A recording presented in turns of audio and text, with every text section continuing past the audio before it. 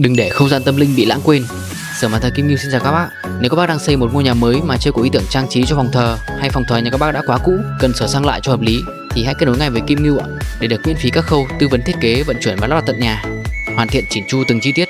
Vách hậu và vách ngăn phòng được làm từ gỗ MDF lõi xanh cốt Thái Lan Vanachai chất lượng cao, cửa võng hoành phi câu đối cho đến bàn thờ, cam kết 100% gỗ tự nhiên trần lõi, đúng loại gỗ đã cam kết ạ, đảm bảo tuổi thọ cho sản phẩm dài lâu, chế độ bảo hành 10 năm cho các bác.